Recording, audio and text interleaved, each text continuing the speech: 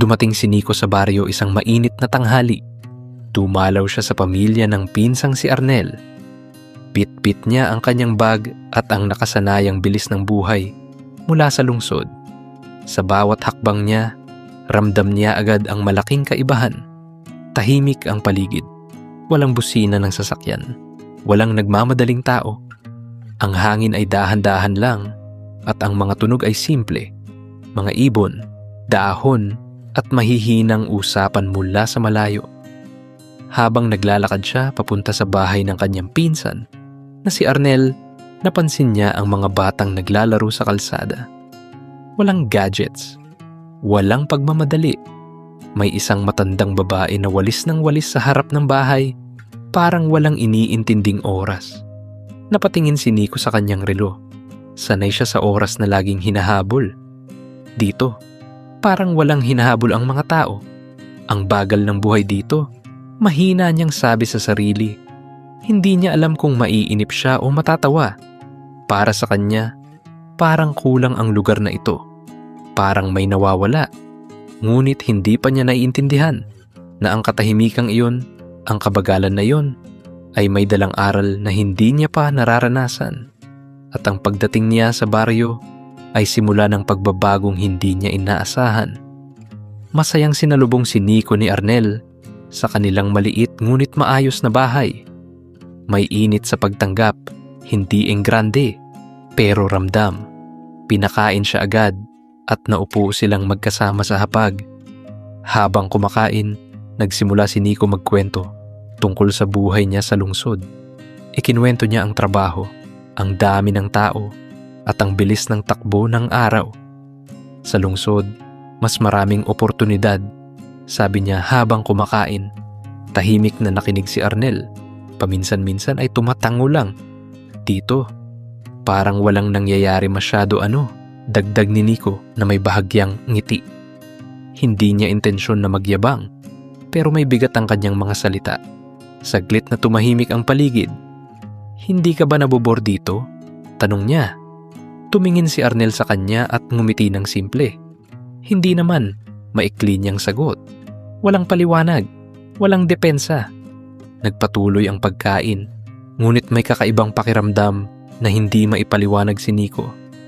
Parang may hindi siya maintindihan. Para sa kanya, malinaw ang kaibahan ng kanilang mundo. Pero para kay Arnel, tila sapat na ang mundo na meron siya.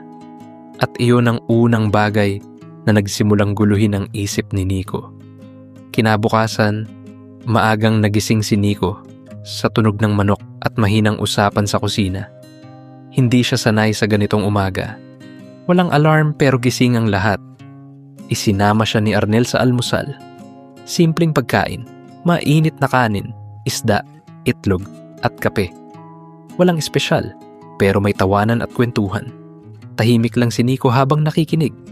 Pagkatapos kumain, nagpunta sila sa bukid. Mainit ang araw at mabagal ang galaw ng trabaho.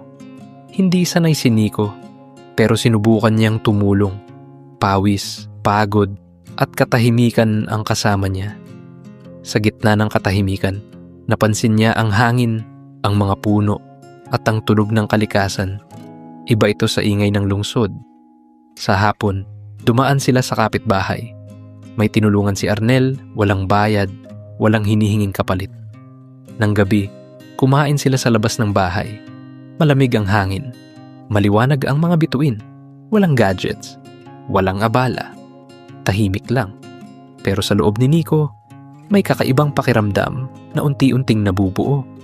Isang simpleng saya na hindi niya maipaliwanag. Lumipas ang ilang araw at unti-unting napapansin ni Nico ang mga bagay na dati ay hindi niya pinapansin. Sa bawat umaga, nakikita niya ang pamilya ni Arnel na sabay-sabay kumakain. May simpleng pagkain pero may tawanan. Walang nagmamadali, walang nagrereklamo. Sa bawat hapon, nakikita niya ang mga tao sa baryo na nagtutulungan. May nag-aabot ng tulong kahit hindi hinihingi. May kumukumusta kahit walang dahilan. Napansin niya, magkakakilala ang lahat at kahit hindi mayaman, parang walang kulang. Tahimik niyang inihambing ito sa buhay niya sa lungsod. Doon, maraming tao, pero madalas kanya-kanya. Maraming oportunidad, pero laging pagod. Dito, kakaunti ang meron, pero may oras. May ugnayan, may saya. Habang pinagmamasdan niya si Arnel at ang kanyang pamilya, may tanong na unti-unting nabubuo sa isip niya.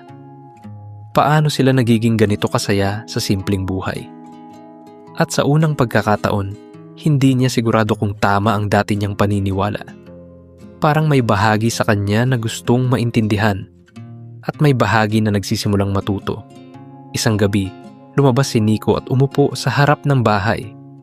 Tahimik ang paligid. Walang ilaw ng malalaking gusali. Walang ingay ng sasakyan.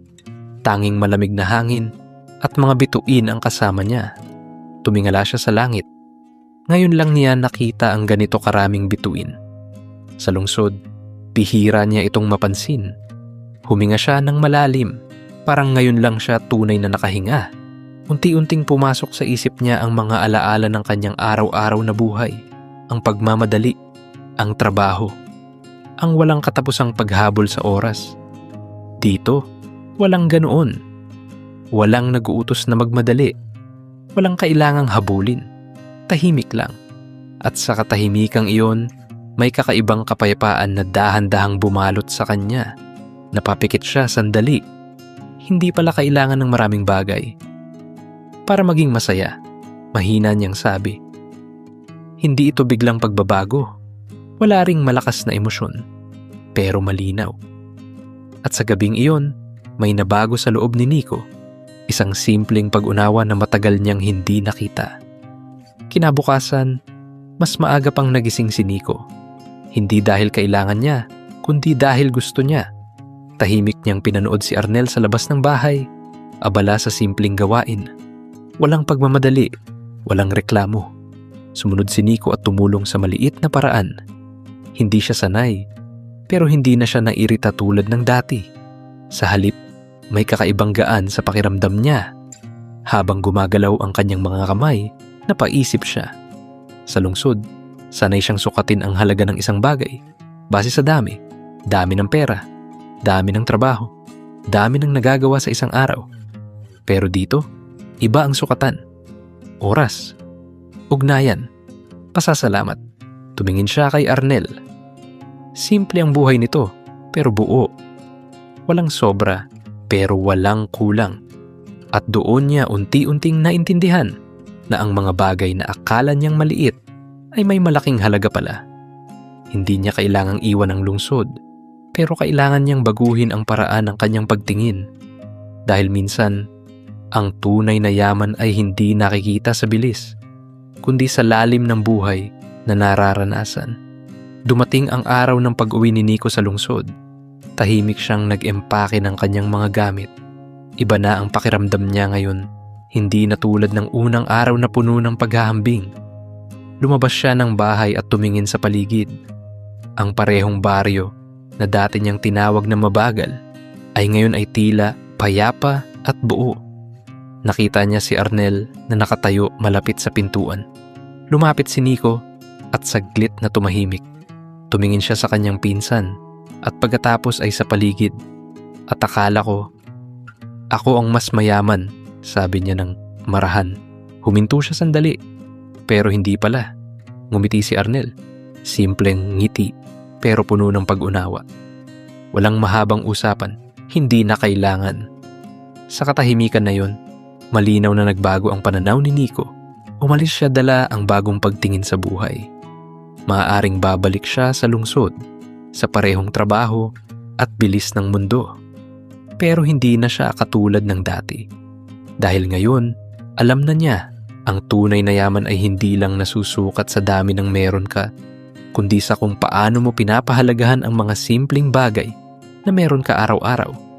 At kung gaano kapayapa ang iyong puso at isip. Minsan, sa mabagal at simpleng buhay, doon mo matatagpuan ang tunay na yaman. Maraming salamat sa pakikinig. Huwag kalimutang mag-like, share, at subscribe. At samahan kami muli sa susunod na kwento.